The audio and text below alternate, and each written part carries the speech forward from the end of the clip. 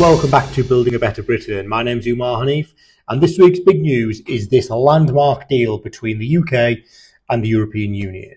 Just what does it mean for members of the European Union? What does it mean for the UK? What does it mean for the people of this country?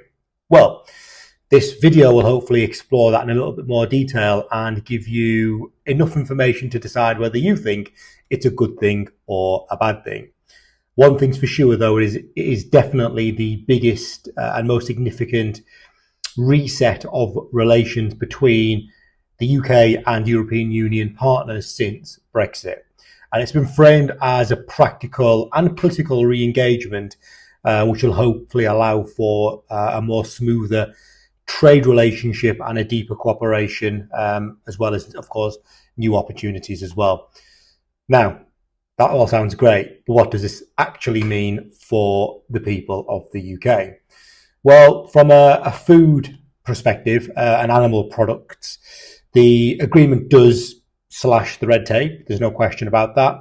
It cuts costs and it does reduce delays at the border. So, for example, British sausages, shellfish, and dairy can flow back into the EU far quicker than it has done in recent months and years, which of course will be a huge relief for exporters of food, but more importantly, our farmers and the farming industry as well, which is great.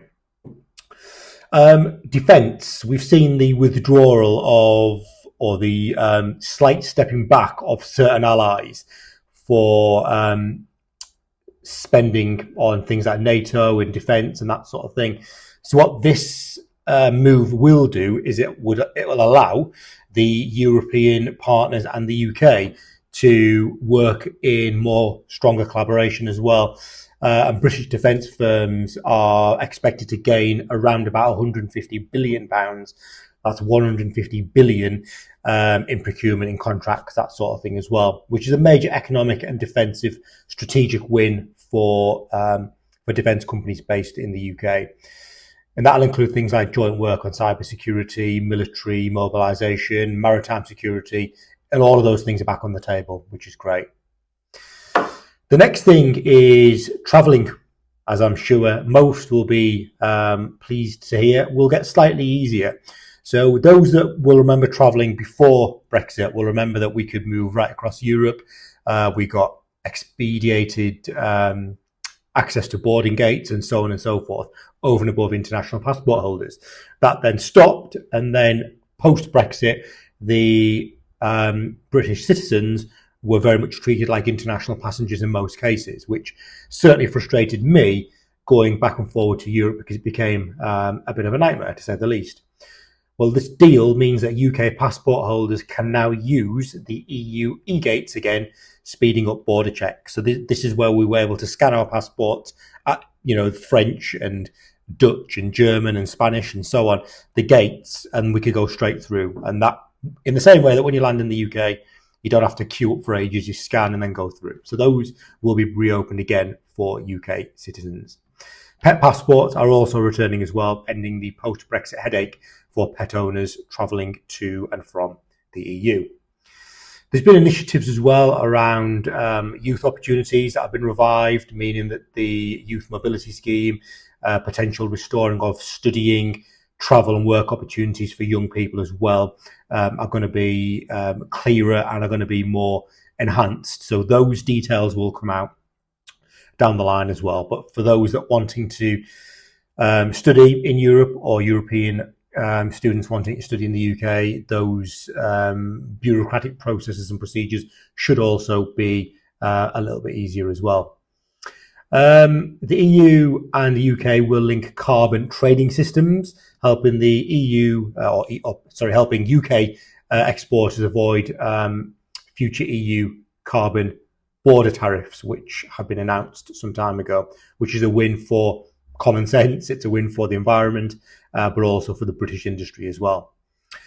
The UK Treasury estimates that this deal could unlock nearly £9 billion in additional economic growth in the next 15 years, particularly in the food, defence and logistics. Now, that all sounds great, and they are from my review and analysis, the key points in terms of the benefits of the agreement.